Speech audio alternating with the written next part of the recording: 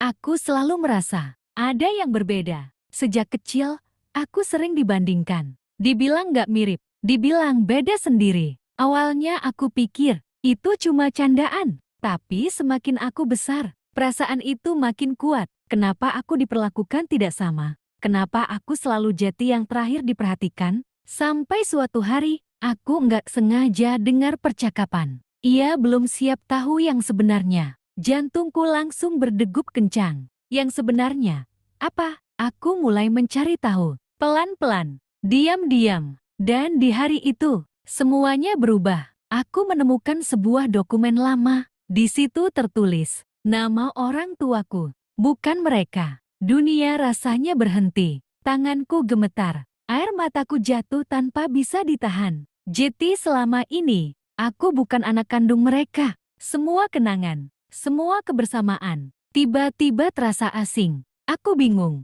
harus marah, sedih, atau bersyukur. Karena meskipun bukan darah yang sama, mereka yang membesarkanku, mereka yang selalu ada, meski dengan cara yang berbeda. Dan saat itu aku sadar, keluarga bukan hanya tentang darah, tapi tentang siapa yang tetap tinggal saat kamu butuh tempat pulang. Malam itu, aku nggak bisa tidur. Semua pertanyaan terus berputar di kepala. Kenapa mereka nggak pernah bilang siapa orang tua kandungku sebenarnya? Dan kenapa aku ditinggalkan? Akhirnya, aku memberanikan diri. Bu, aku mau tanya sesuatu. Suasana langsung berubah hening. Mereka saling pandang. Dan dari situ, aku tahu mereka menyimpan sesuatu. Air mata ibuku mulai jatuh. Maafin ibu. Selama ini ibu takut kehilangan kamu. Hatiku langsung hancur. Jadi, ini semua benar. Aku bukan anak kandung kalian. Hening.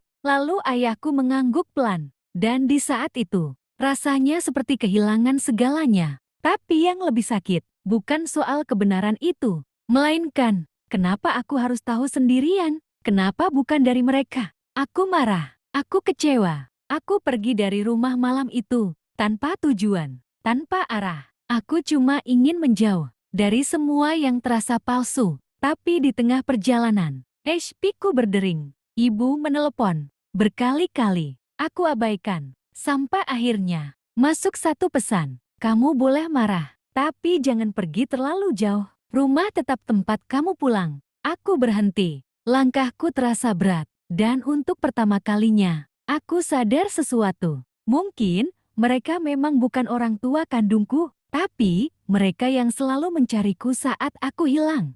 Mereka berdua, menungguku. Cemas, takut, tapi tetap di sana. Dan tanpa ragu, aku memeluk mereka. Terima kasih, sudah jadi orang tuaku. Air mata jatuh. Tapi kali ini berbeda, bukan karena kehilangan, tapi karena aku tahu aku tidak pernah benar-benar sendirian.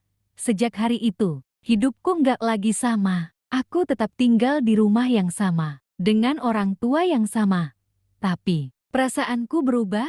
Sekarang aku lebih menghargai hal-hal kecil, seperti ibuku yang selalu menungguku pulang. Ayahku yang diam-diam memastikan aku baik-baik saja. Hal-hal yang dulu sering aku anggap biasa, sesekali aku masih mengunjungi orang tua kandungku.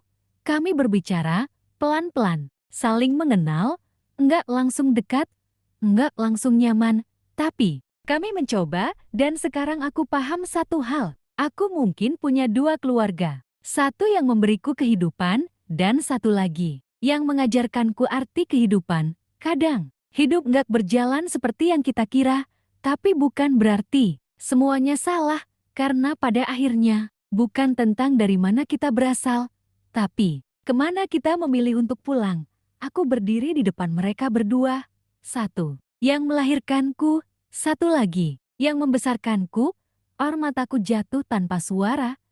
Dulu aku pikir, aku kehilangan segalanya. Tapi ternyata, aku hanya menemukan kebenaran.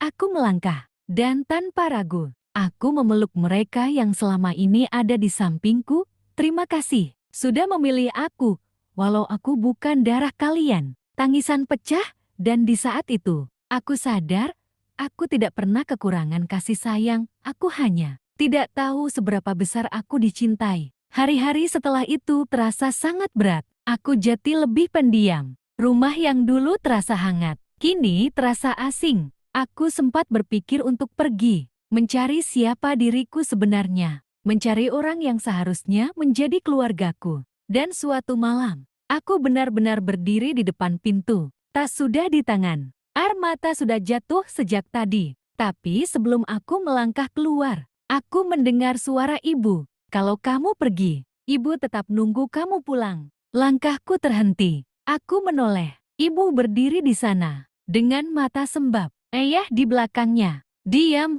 tapi terlihat sangat terpukul. Terserah kamu mau cari siapapun. Lanjut ibu pelan. Tapi bagi kami, kamu tetap anak kami. Dek, kalimat itu sederhana, tapi langsung menghancurkan semua tembok yang kubangun di hatiku. Aku menangis, bukan karena kecewa, tapi karena akhirnya aku sadar sesuatu. Darah mungkin tidak mengikat kami, tapi cinta sudah lebih dari cukup. Perlahan, aku menjatuhkan tas itu. Aku berlari dan memeluk ibu sekuat yang aku bisa. Maafin aku. Suaraku terisak. Ibu menangis, memelukku lebih erat. Ayah ikut mendekat, dan untuk pertama kalinya, kami bertiga menangis bersama. Dan di saat itu, aku akhirnya mengerti, keluarga bukan tentang siapa yang melahirkan kita, tapi tentang siapa yang tetap tinggal saat kita merasa tidak punya siapa-siapa.